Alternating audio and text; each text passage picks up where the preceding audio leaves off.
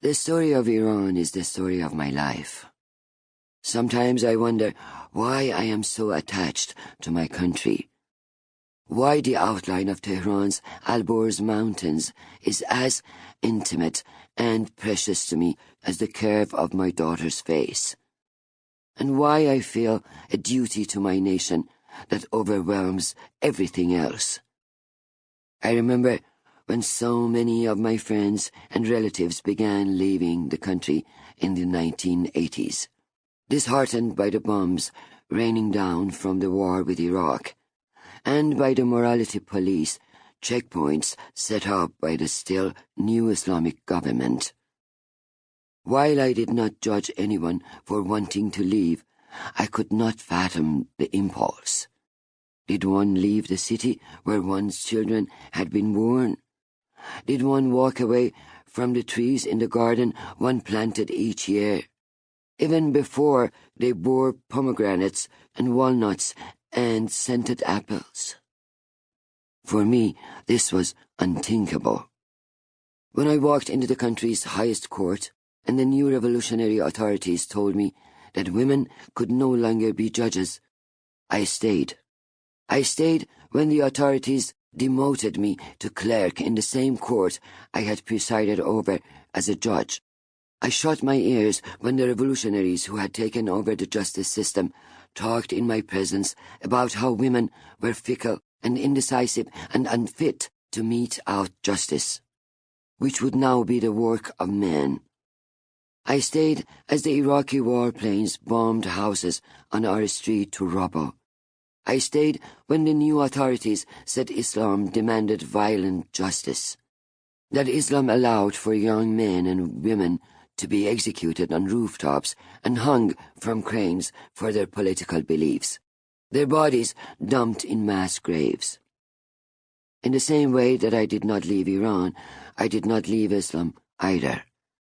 If we all packed our suitcases and boarded planes, what would be left of our country? If we bowed our heads and stayed quietly at home, permitting them to say that Islam allowed the assassination of writers and the execution of teenagers, what would be left of our faith? I wrote long letters to friends who had emigrated, and the thin, diaphanous paper we used for airmail in those days, and told them that I was still managing to live. In the mid-1980s, I stopped working altogether and turned inward, disconnected from the brutal politics of the new regime. Despite the bombs and the morality checkpoints, my husband and I raised our 2 girls, who went to school in pigtails and learned how to read. We had dinner together every night.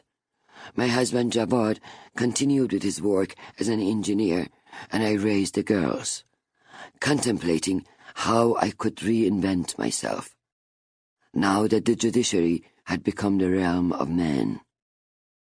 In the early 1990s, after the war had ended, the girls were older and didn't need me as much.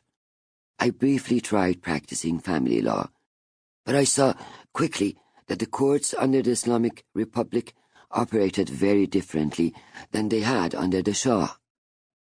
The authorities permitted women to work as lawyers, but the system and all its new procedures were so dysfunctional that it was impossible to take a case forward. On several occasions, I had trouble simply trying to review a file at the courthouse. The clerk, upon realizing that I wasn't going to tip him for retrieving the file — corrupt countries have endless euphemisms for bribery — would say, "Sorry, the file is missing. Come back tomorrow."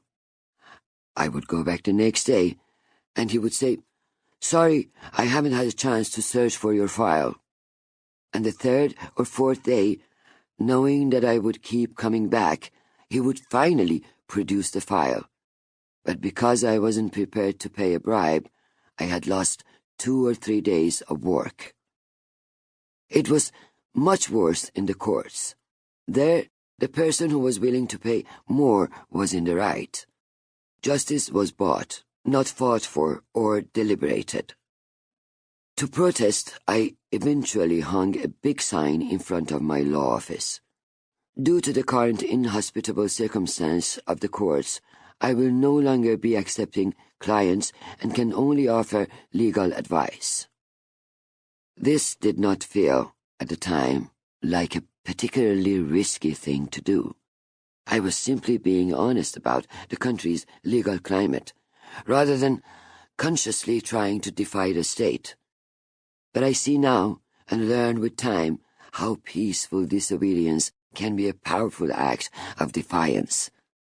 After a while, people who could not afford to hire a lawyer, often defendants who had been accused of political crimes, found their way to me.